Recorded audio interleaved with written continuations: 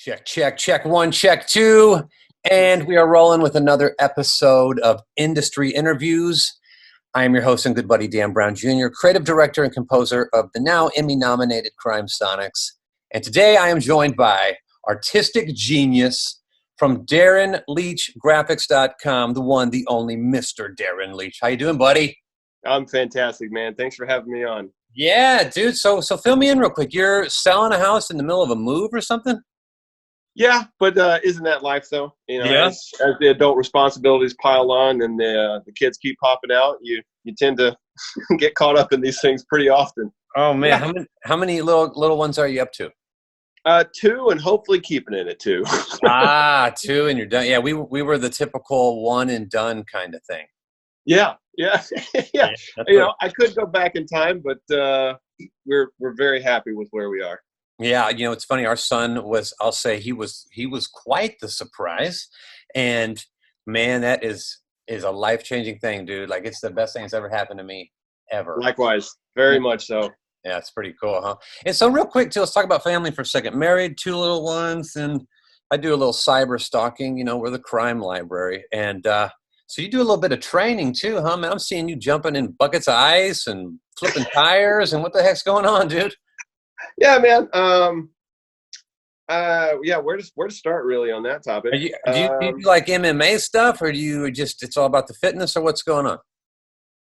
I like to kind of delve in anything that really pushes helps me explore what my potential limits are and then kind of get past them, mostly for the mental health aspect of it. Yeah. So, so I train for marathons and, do Spartan races, which are fun, and compete in CrossFit. One of the things that I'm a big disciple for, that anybody who really knows me and has talked to me for more than 37 seconds will hear me blabber about at length, is having a really structured morning routine. Oh yeah. So the first thing that I do, I wake up early and get out of bed, drink a little bit of water, and then I'll go sit in an ice chest. Oh. So I have a chest freezer that's that I keep at 33 degrees roughly.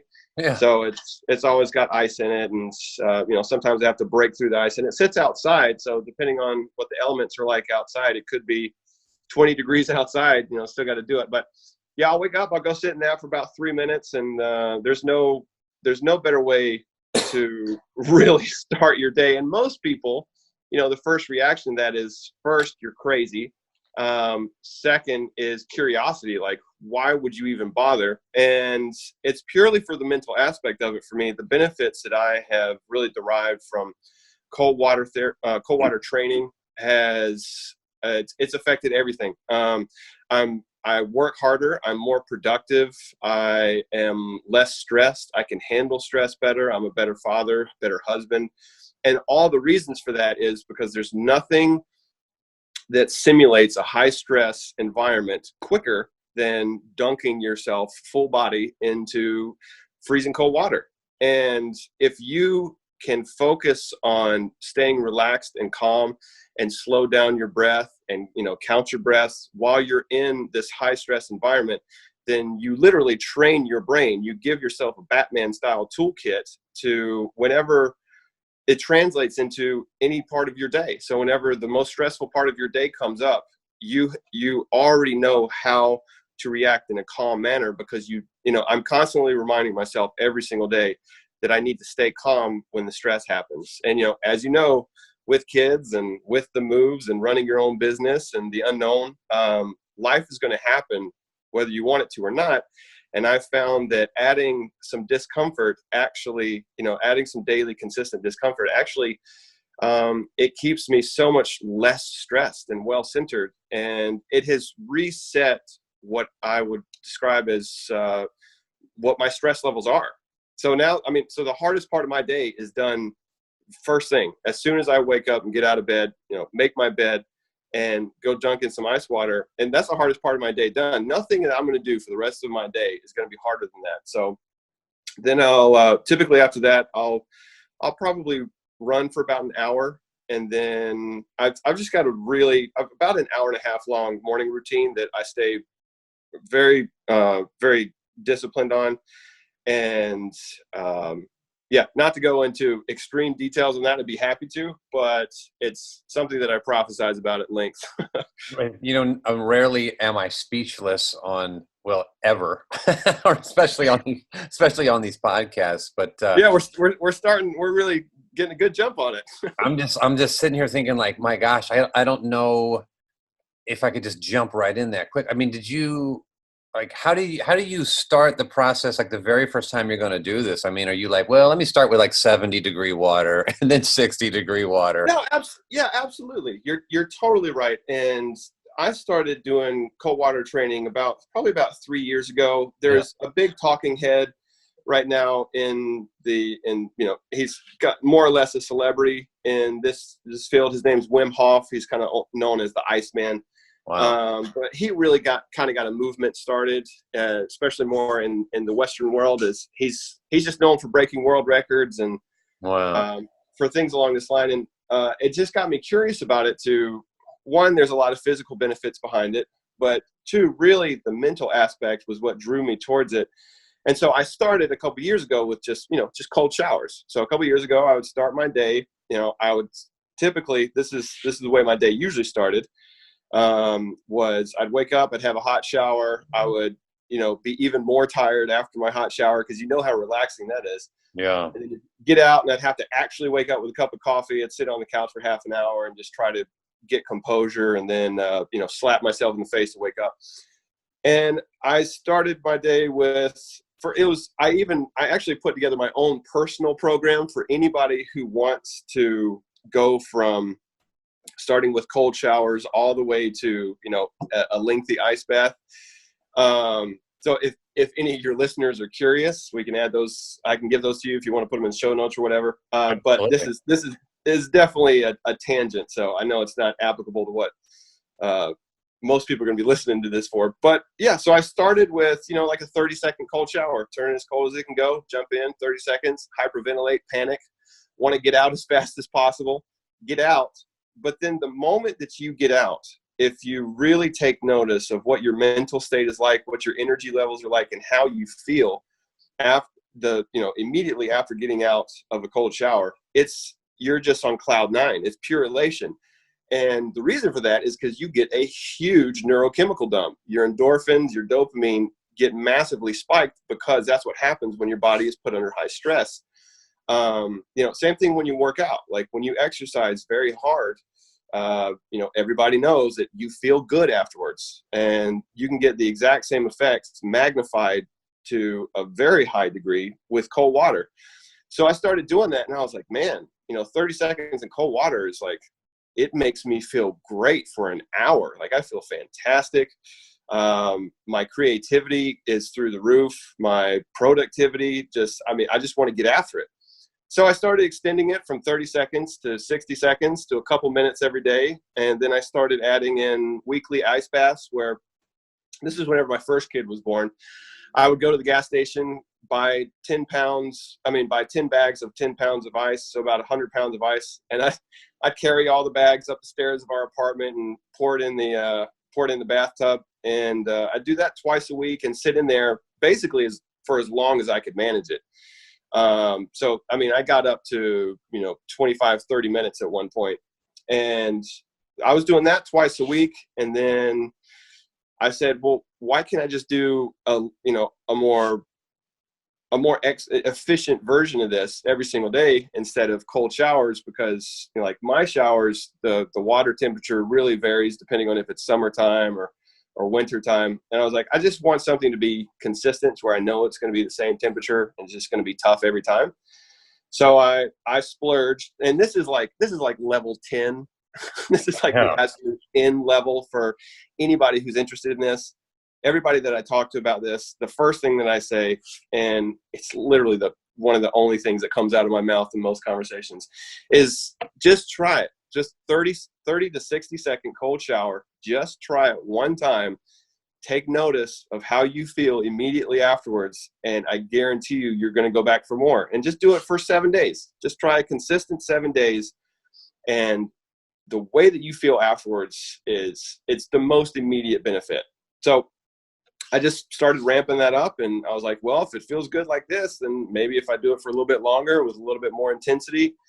And the whole point behind it was I taught myself over the course of weeks and months that I stopped having that panicky feeling. I stopped having that hyperventilating immediate response, that reflex of like, get me out of here. This is horrible.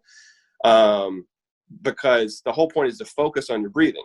So if you can count very slowly and focus on your breath, deep, it's, slow, deep breaths. And you can do that the entire time that you're in this, and then get out without being panicked, without being, hastily jumping out and drying off as fast as possible. If you can force yourself to be calm in that scenario, then your brain builds new neural connections and strengthens the wiring that says, okay, whenever I'm in a high stress situation, this is how I need to respond. It actually becomes your default response in the daily stresses of life. And I found that to be more and more true. And so much so that I'll never give it up. This is something that is crucial to me. I can't even start my day, even if I wake up late, even if I'm on vacation, like I cannot start my day without cold water.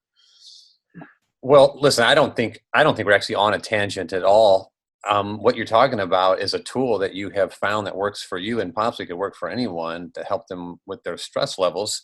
And as you're probably very aware, being in the music industry, especially if you're based in New York or Nashville or Los Angeles, there's no guarantees in this industry. It's very hard to get traction.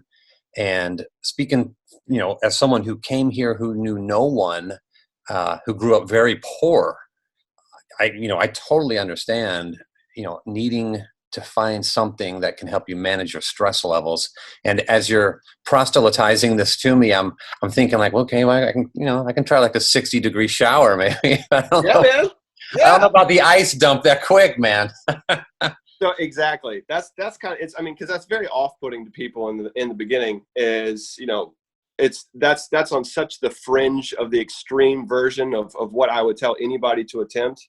And it's just because I've been doing it for so long. And I'd say, 30 to 60 seconds in any regular shower that you have, and you will see and notice the immediate benefits of that, and understand like, the discomfort, the momentary discomfort that I'm getting from this is giving me a lot of prolonged benefits. It's a very short amount of discomfort that really helps in all aspects of life.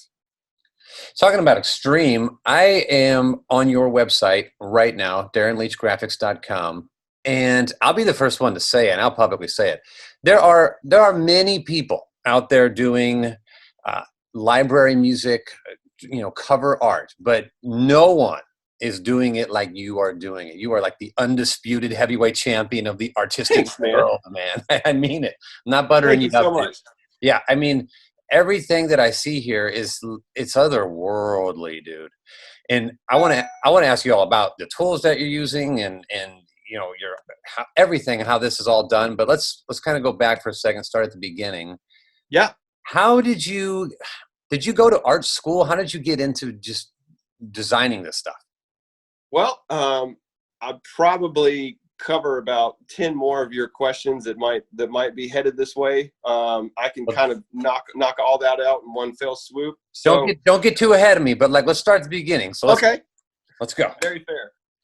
No, I did not go to school for this. The interesting thing it really connects me to the music industry in general, trailer music and music libraries, is that was actually my first career choice. That was actually ever since I was a little preteen and built my first computer and pretty much quit caring about school. I would come home and I'd make music on my computer. And that's what I wanted to do. And so I joined the Marine Corps specifically with the intention of using the GI Bill to pay for music school. So I got out of the Marines. I moved to Hollywood, and I went to the Musicians Institute. Yeah. And there I got my audio engineering degree and various certifications in post-production and stuff like that. So I was very much 100% in the audio world. And I ended up being a composer and a sound designer and remixer for some of these bigger name trailer companies and music libraries. And the more that I did that, the more I realized that there was a much larger amount of people that deserved to have the space that I was crowding, because they were so much more talented than I was. And B, I wasn't using it in a disciplined manner. I wasn't focused on it as a career. I use it as my creative escape. I use it as my outlet. Yeah. So it wasn't conducive to me being financially stable, and that was my own fault. It is a 100, as you know, doing it.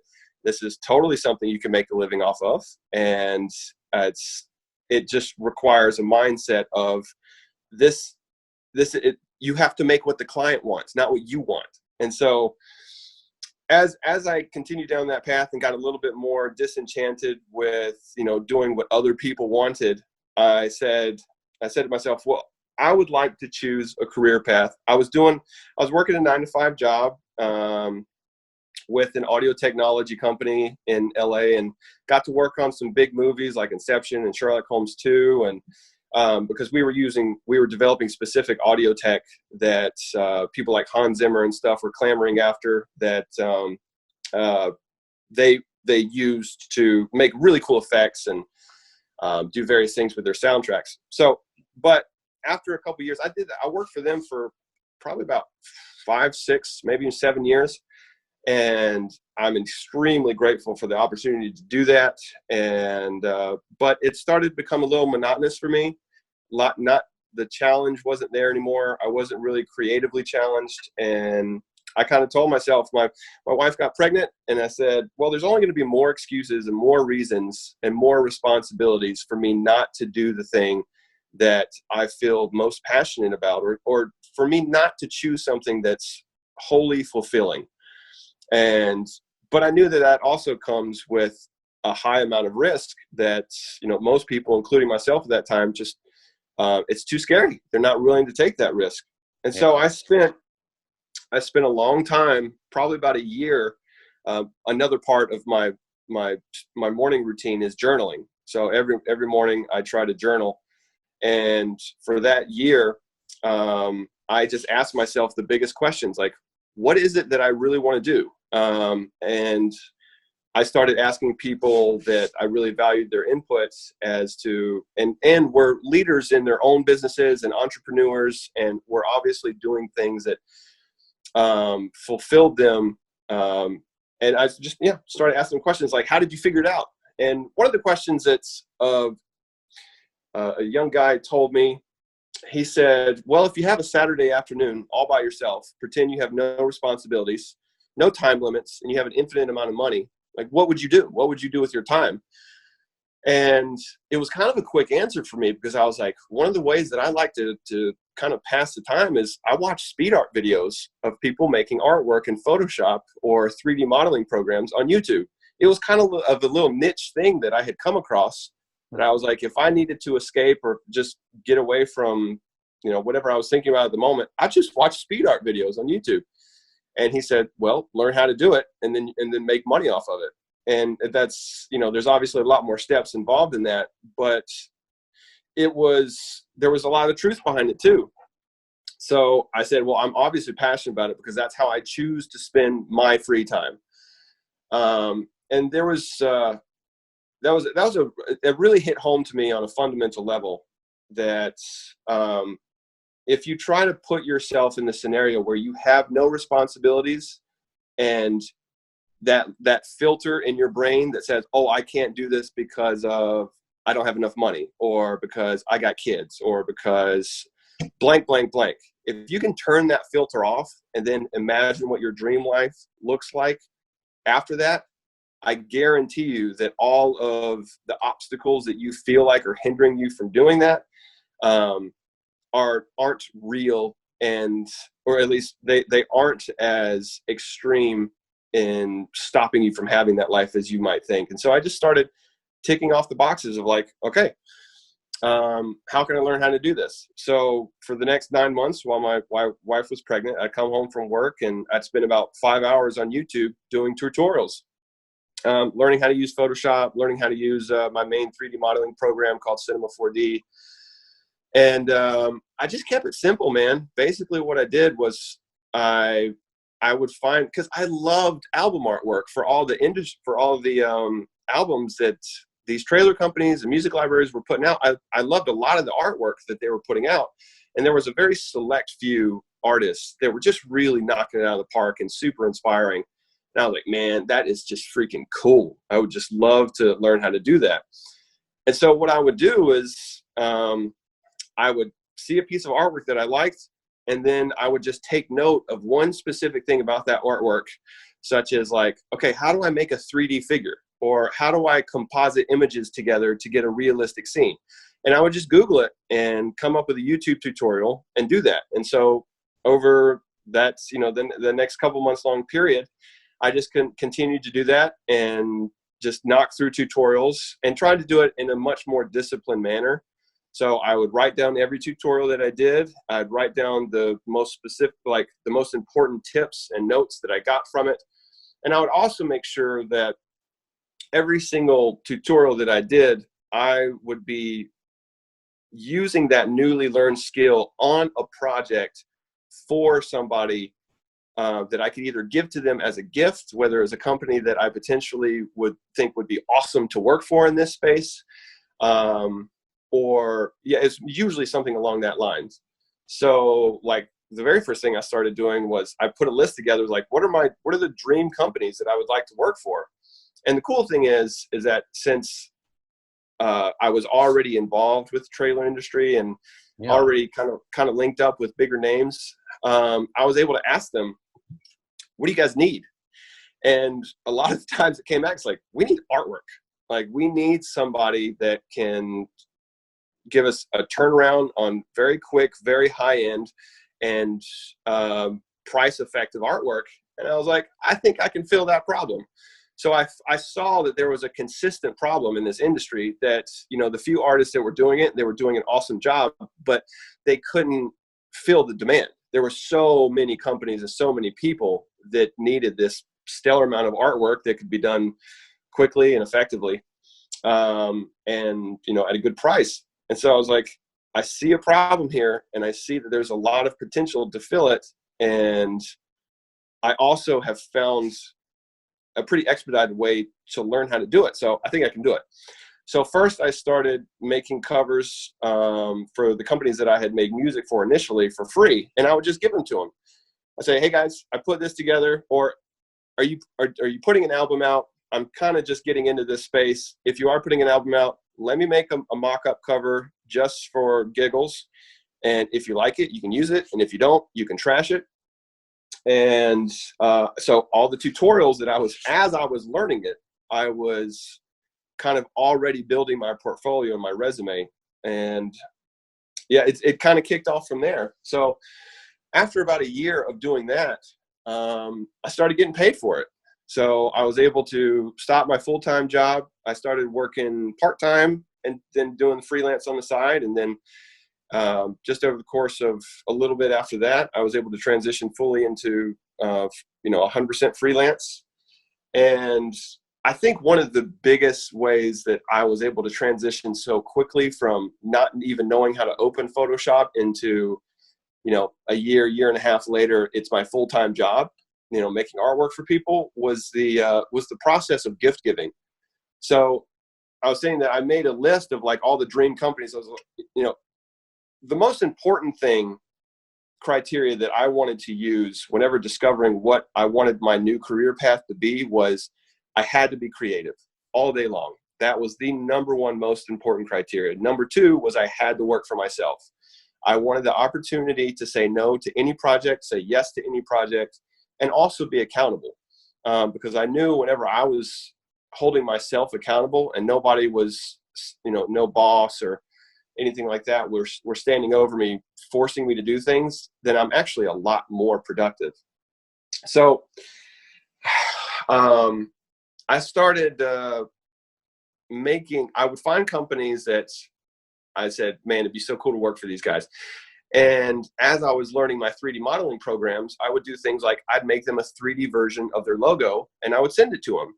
not requesting anything in return, not saying, hey, I'll do this for you if you do this for me, but just being very genuine and, you know, relationship building and saying, hey guys, I really like what you do. I've used your products in the past. I continue to use them, especially on the music and sound design front. I'm delving into a new skill, and I just wanted to give you this as a way of showing my appreciation for how awesome, you know, what you guys do for our industry is. You know, use it if you want, and if you don't, just know that you have a fan and an admirer.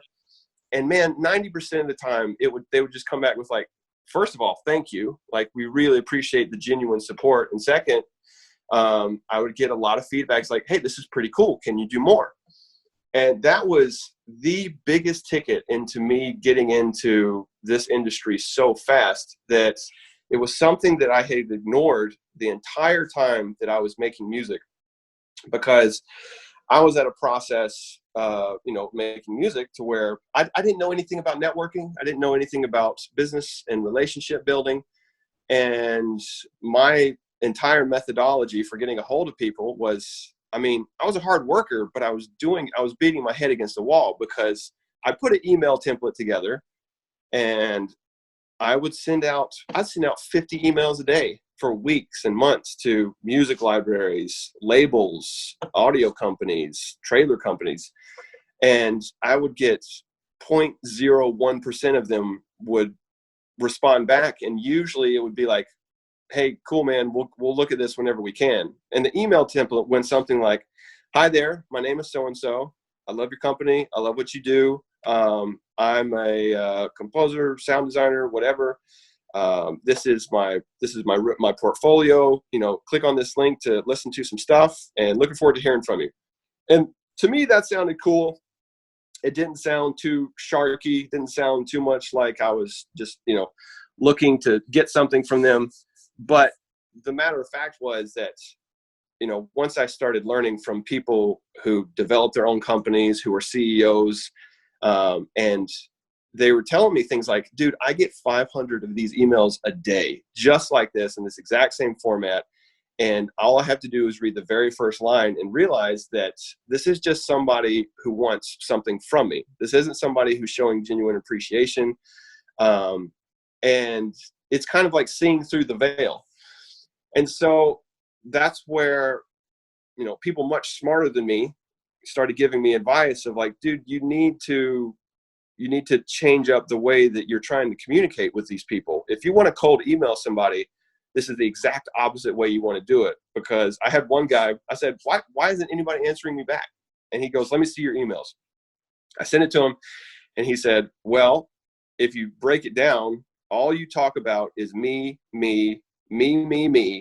and then you ask them to do something for you, and they don't even know who you are. And that thing that I was asking them to do was click on a link.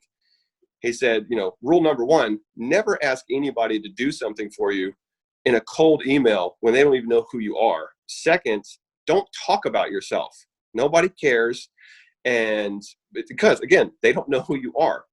You need to show genuine appreciation and support for what it is that they do. And then if they decide to lean the conversation towards, you know, what they can do for you, then that's great. But if not, then that's no skin off your back. You've made something that's going to be, you know, can go into your resume, even if it's non-commissioned, just tell people. If anybody asks, this was a non-commissioned piece that I did as a gift.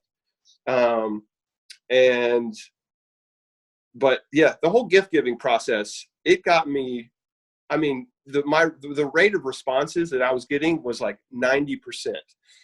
Everybody was responding back. Everybody was open and appreciative. And, you know, breaking it down, it seems, you know, very much like common sense. But I just wasn't able to put myself in the perspective of the receiver, the person that was getting this email.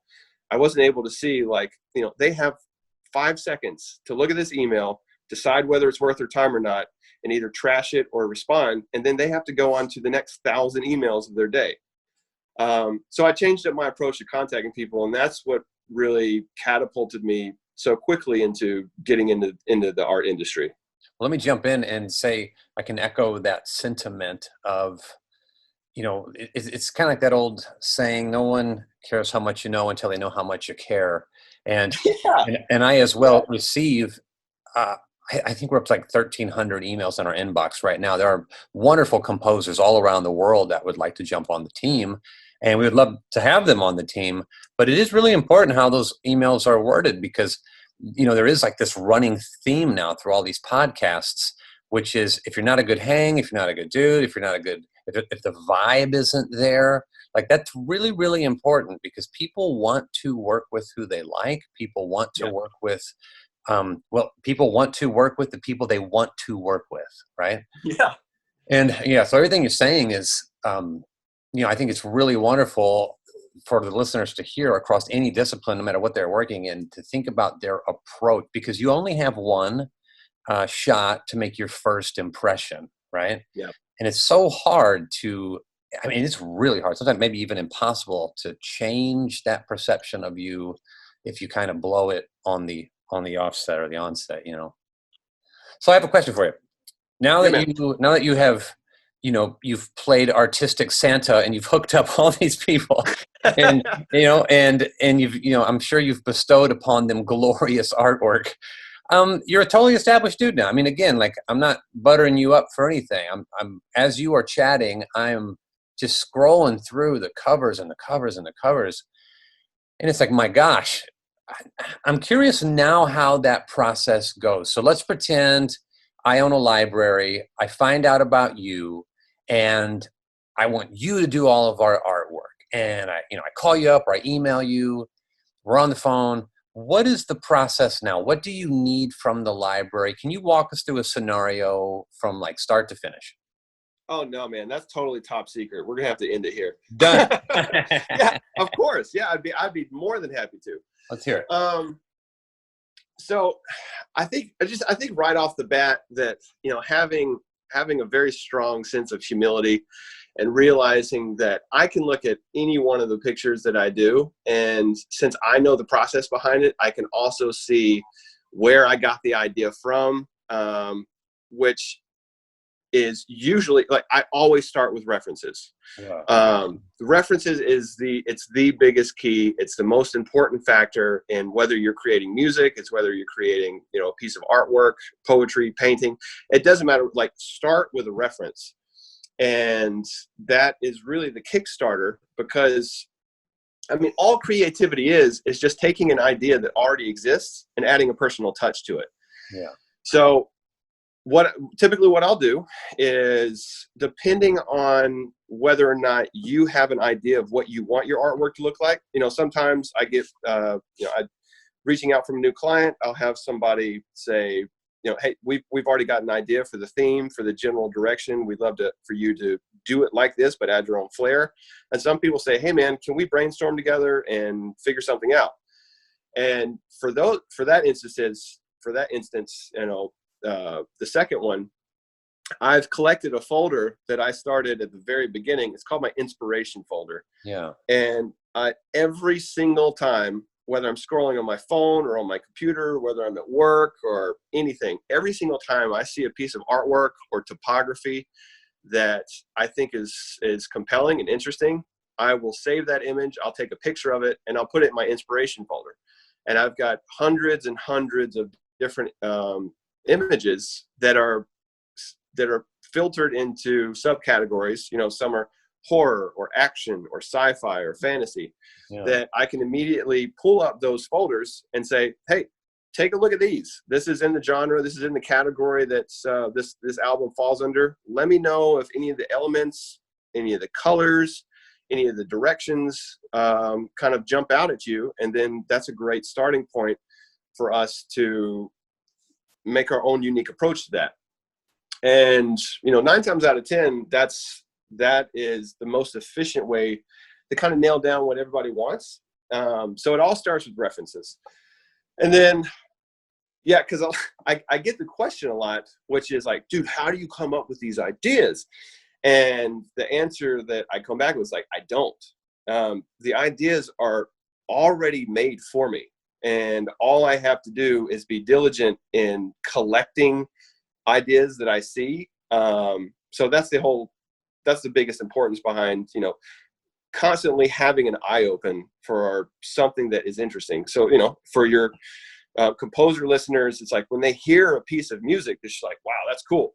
Save it, put it in a folder and collect that. And, you know, over the course of, you know, however long you do it, then you'll always know, you know, for this specific category, for this specific genre, this is what I want to aim for. This is the quality. This is the, you know, the length, the formula, whatever you want to follow or jumps out about it for you, then you already have that knocked out. You don't have to start from scratch. Starting from scratch is one of the dumbest things to me. Starting from scratch, as in, I'm going to be 100% creative on my own. This is purely coming out of the ether of my own mind.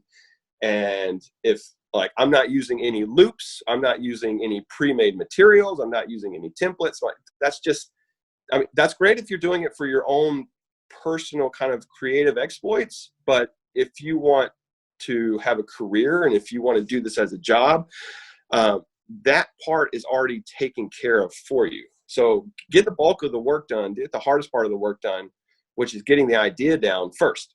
So that's how I knock that out.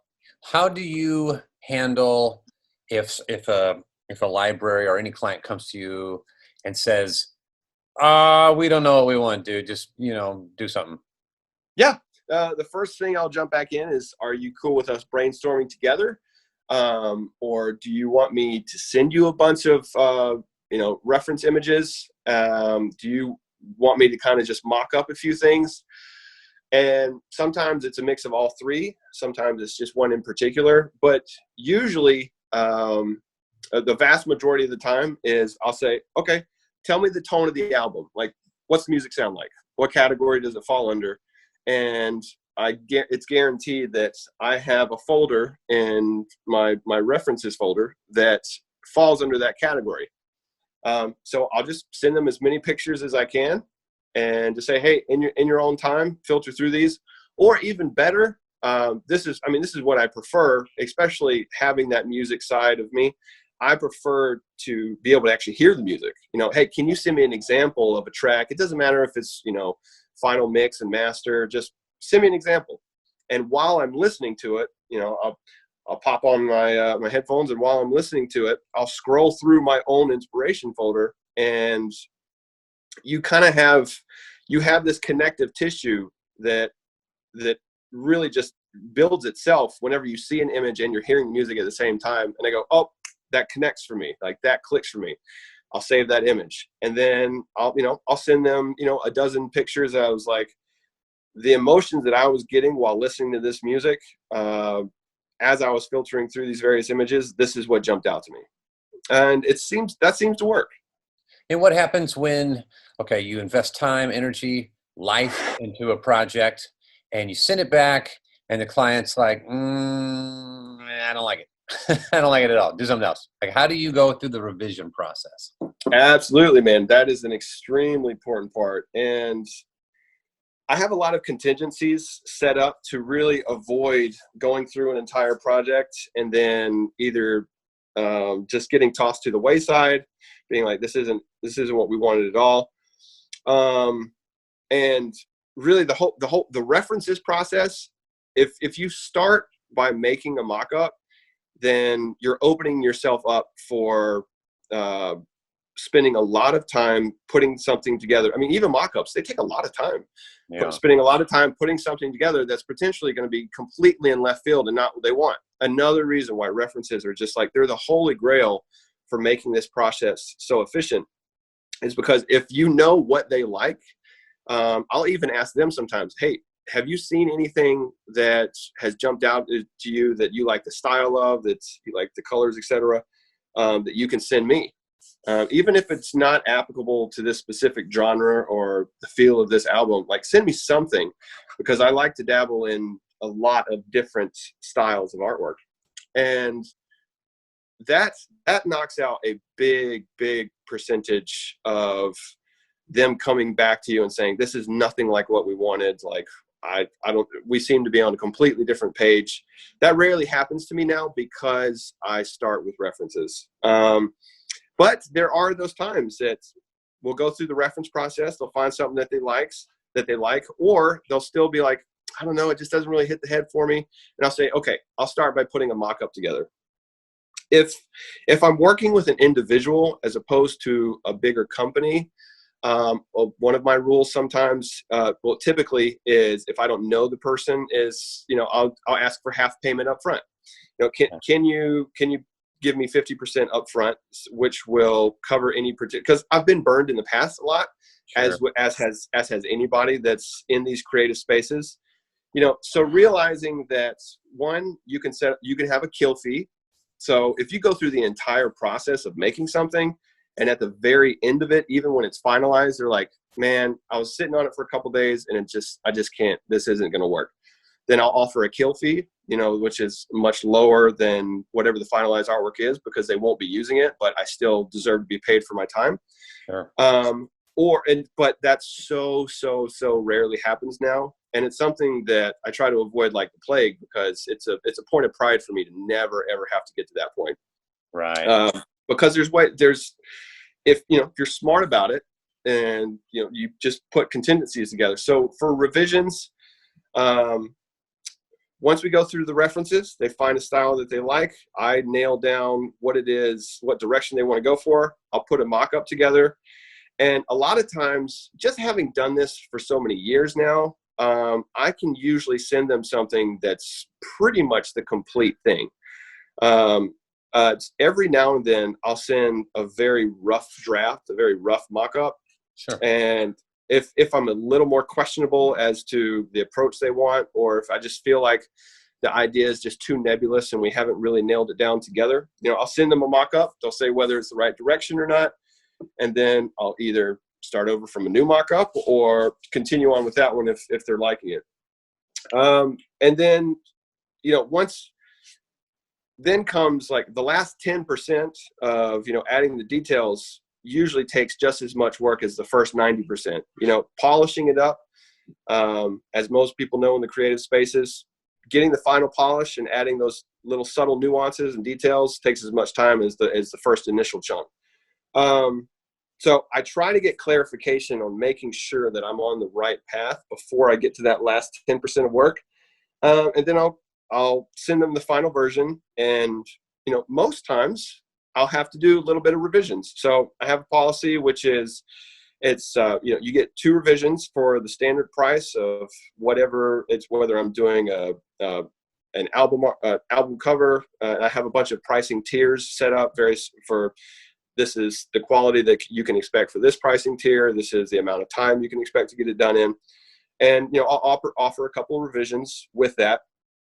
And as long as I do exactly what they say in their requested revisions, if they want to go past 2, then I'll say, hey, this is the fee that I typically need to charge for, revisions over that. And everybody's understanding.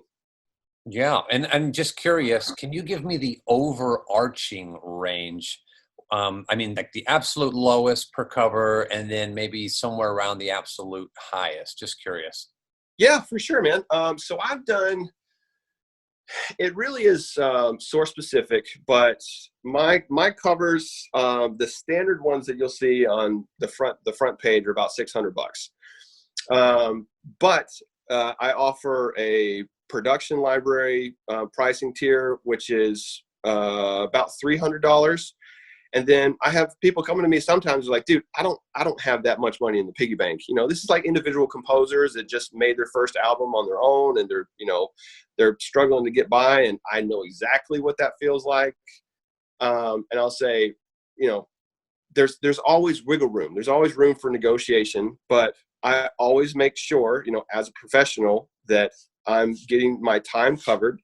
So I say, you can get something like this quality for $150, or you can get something like this quality for $600. So I have examples of what is available to anybody in various different pricing systems.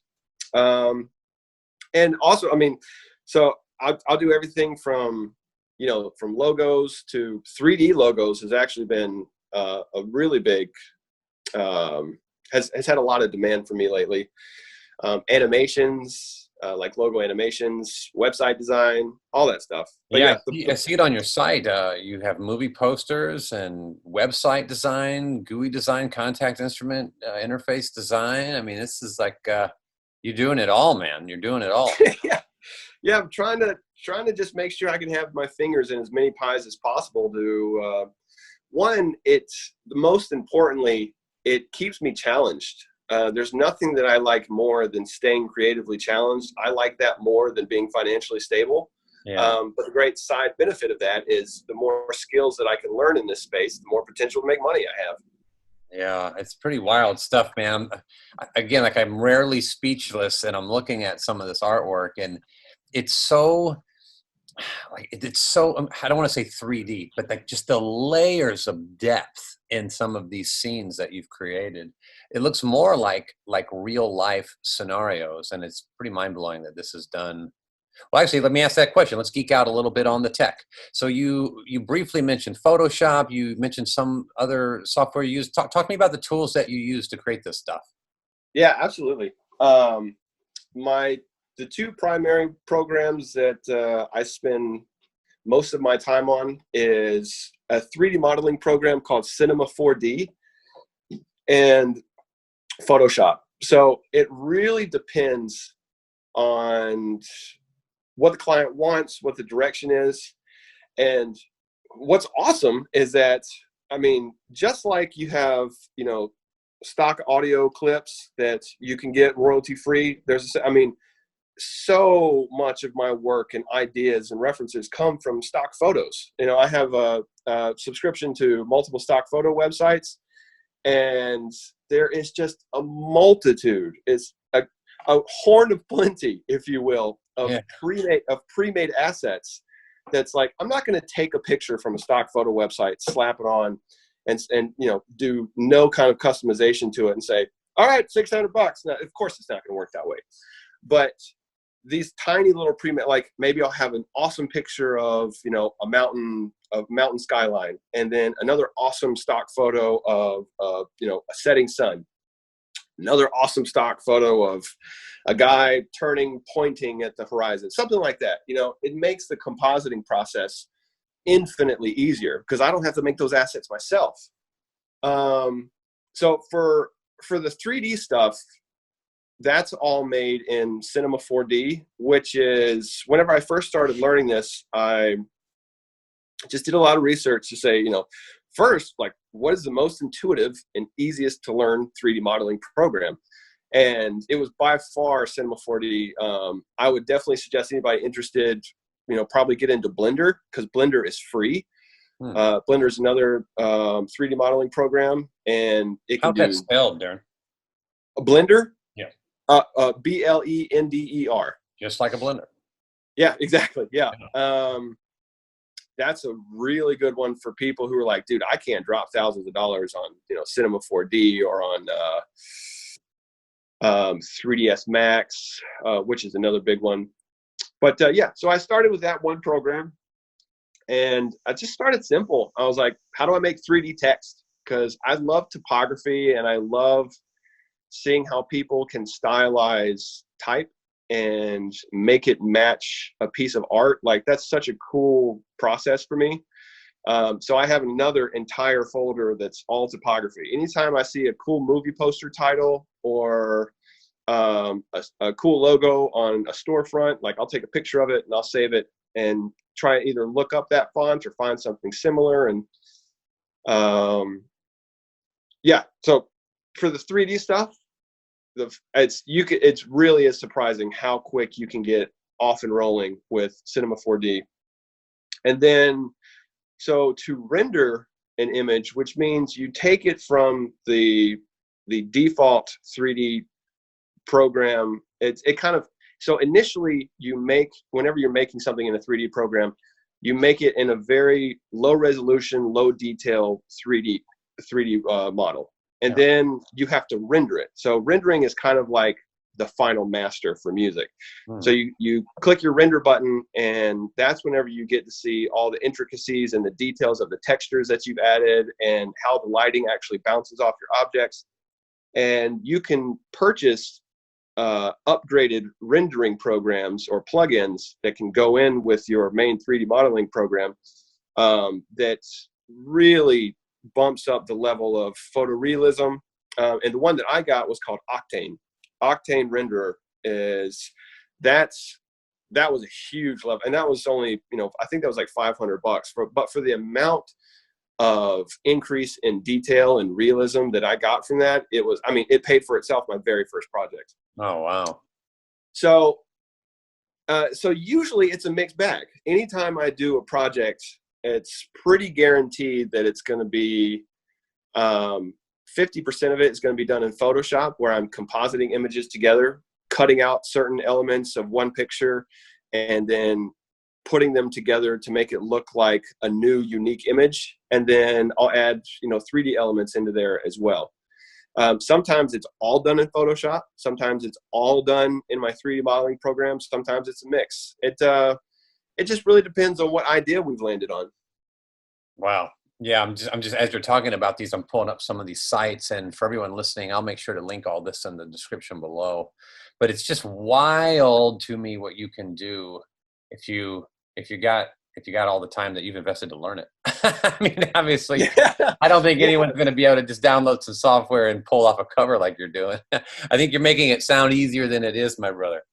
Well, I hope that's kind of the intention, because if the passion is there, then it's not really work. And I mean, that really does not to break off on another tangent, but that's really the key. The most crucial element is not looking at something or listening to something going, oh, that's cool, I'm going to learn how to do it. But going, that really speaks to me on a very visceral, creative level. And I'm just so attracted to it that anything that it takes to learn how to do that, it's not really work. The whole process of learning how to do this was so fun for me. Yeah. I really enjoyed the learning process, and it's something that I never really want to stop. The moment I've stopped being challenged and I'm not learning something new, then I kind of take a step back and go, I need to add something into whatever my daily repertoire of things is. Yeah, no, you and I are very similar in that regard. I have a bunch of interests and passions, and on top of just what we do in the library world, I always have my fingers into other little things that keep me on edge and keep me creative. And I think having that spark and that outlet to do multiple things, it makes each one of the things you're doing that much more interesting. But the point I'm trying to make is this: you bring your musical experience to your artwork. That's awesome, right? So someone else is trying to pull off this kind of artwork. They might be a wonderful artist, but they might not have that musical experience that you have, that industry experience you have. So yeah, I do think all these little, extra ancillary things that you can get your hands into are beneficial. For me, it's crucial. Having said that, though, I'm also thinking somebody listening to to this episode of our podcast might be hearing us going, these dudes are too much, man. Ice baths and like running 3 companies and full time. That's right. It's like, oh my gosh, I can't handle it. Let us tell you this: anything you are willing to work hard enough for, you can achieve. I am living proof of this. Yeah. Just put the head down. # do the work. Right. Yeah, that's it, man. Really, one of my favorite quotes is, anything you've ever wanted is at the other end of hard work. Oh, I love that, dude. There's so many reasons why people don't have the things that they covet the most or that they want the most out of life. And really the only obstacle, the only hindrance for pretty much every single thing is hard work. And that's something that was not an easily learned thing for me. And it took me a long time to really nail down that philosophy, so much so that I have a big dry erase whiteboard that I keep in front of my on the wall in front of my computer that I stare at all day long, and it stares back at me. And at the very top of it, I have put what I consider my personal definition of discipline. Yeah. And it says, discipline is doing now what you would rather do later. That's it. Yeah. And it applies to everything. It applies to, the invoices that I have to put together for clients. It applies to taking out the trash. It applies to waking up, with the baby in the middle of the night to feed them. Every single time I do something that I would rather not do, I just repeat that is, doing it now rather than doing it later is going to give me what I want. Yeah, you're right. Motivation is nice. Discipline is required. That's it, man. Motivation is temporary. It's so fleeting. Yeah, discipline is. I'm thinking a couple other ones that always stick with me. How about dreamers dream, winners wake up and win? That's right. I love that one. I like that. DarinLeachGraphics.com. How do people reach out to you? Do they go out to your site, or can people hit you up on Facebook, Twitter, Insta? Give me all the goods. Yeah, my website, DarinLeachGraphics.com. There's a contact section on there. I have a Facebook page, Darin Leach, that I use 100% exclusively just for my business. I very, very, very rarely, if ever, post anything personal. So, all the artwork and all the posts that I have, I dump on Facebook. So feel free to message me there if you're interested. I don't have an Instagram or a Twitter, mainly because I haven't had a need for it yet. I get a big bulk of work through my website and Facebook. I love it. Everyone who's listening, go to DarinLeachGraphics.com. You will be seeing a modern day Michelangelo. It's craziness. All right, brother. Hey, man. Thank you, dude, for hopping on here, giving us some insight into you and your career and your process and tools you use, and just all things you, man. I really appreciate you, brother. Absolutely, man. This was a lot of fun. I really appreciate you as well.